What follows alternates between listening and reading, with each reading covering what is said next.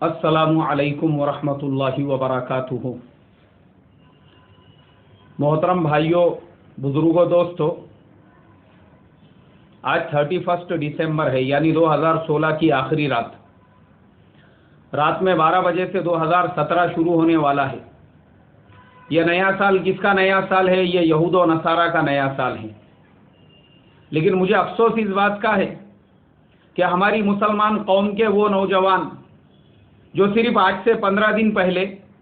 الپو میں، یعنی ملک شام سیریا کے اندر مسلمانوں پہ جو ظلم و ستم ہو رہا تھا، وہاں کے شہر برباد ہو رہے تھے، ان کا غم منا رہے تھے، برما کے مسلمانوں کا غم منا رہے تھے، لیکن یہ بیچاروں کا غم، ان کا ماتم اتنا پھسپھسا تھا، 15 دن بھی نہیں گزرے، اب یہ مسلمانوں نے ڈی جے کا آرڈر دے دیا ہوا ہے، ان کے گلیوں میں ڈی جے لگے ہوئے ہیں۔ یہ مسلمان واٹس ایپ اور سوشل میڈیا پہ ایک دوسرے کو نئے سال کی مبارکباد دے رہے ہیں، اور دوسری طرف 15 دن پہلے تک یہ برما کا اور سیریا کا غم منا رہے تھے۔ ارے یہ ایمان کی علامت ہے کہ نفاق کی علامت ہے؟ یہ کیا ہمارا ایمان اتنا پھسپھسا ہے؟ خالی 15 دن کے اندر تمہارے اندر اتنے چینجز آ گئے، اب تم کو غم نہیں ہو رہا برما کے مسلمانوں کا؟ اب تم کو سیریا کے مسلمانوں کا غم نہیں ہے؟ انہی یہود و نصارہ کل تک جن کے نام پہ بوما بوم کر رہے تھے، آج تم ان کے طریقے پہ چل کر اپنے گلی محلوں میں ڈی جے بجا رہے ہو۔ ابھی میں عشاء کی نماز پڑھا کے راستے سے آ رہا تھا، افسوس کے ساتھ کہنا پڑ رہا ہے، راستے میں نے دیکھا شراب کی بڑی بڑی دکانیں،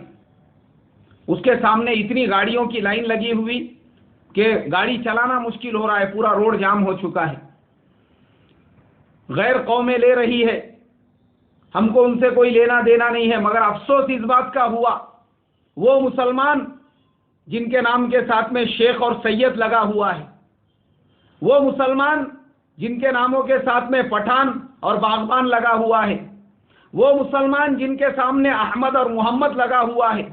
یہ تمام نسبتوں کو بھلا کر وہ بھی شراب کی دکانوں کے سامنے اپنا نمبر لگا کے کھڑے ہوئے تھے۔ ہائے افسوس، افسوس کی بات ہے، یہ عذاب جو آئے ہوئے ہیں نا، یہ جتنے عذاب اور دن بدن جو آ رہے ہیں، یہ ہمارے کرتوت کا نتیجہ ہے۔ یہ کس منہ سے ہم اپنے آپ کو مسلمان اور ایمان والا سمجھتے ہیں، اور 15 دن پہلے تک سیریا اور برما کا ماتم منانے والے آج جو ہے سیلیبریشن کی تیاریاں کر رہے ہیں شراب اور ڈی جے کے ساتھ میں، جس کے بارے میں نبی پاک صلی اللہ علیہ وسلم نے فرمایا تھا کہ میں ناچ گانے کو ختم کرنے آیا ہوں، اور یہ ان کی امت اسی ناچ گانے کو زندہ کر رہی ہے۔ ہمارے ایک بریلوی بھائی سے میری ملاقات ہوئی، وہ کہنے لگا کہ مولانا صاحب ذرا اس پہ بھی تو کچھ بولیے، آپ میلاد کے جلوس کے بارے میں تو بتا رہے تھے، وہ میلاد کا جلوس ہم نے کس کے لیے منایا تھا؟ نبی پاک صلی اللہ علیہ وسلم کی ولادت کے خوشی میں۔ اب یہ مسلمان، ان کے باپ کی ولادت ہوئی تھی یا ان کی ماں کے ساتھ میں ان کا نکاح ہوا تھا، یا دونوں کا جو اینول فنکشن ہے وہ منایا جانے والا ہے آج رات میں 12 بجے کے بعد، جو اس کی خوشیاں یہ روڈ پہ راستوں پہ منا رہے ہیں، یہ کائی کی خوشی ہے؟ یہ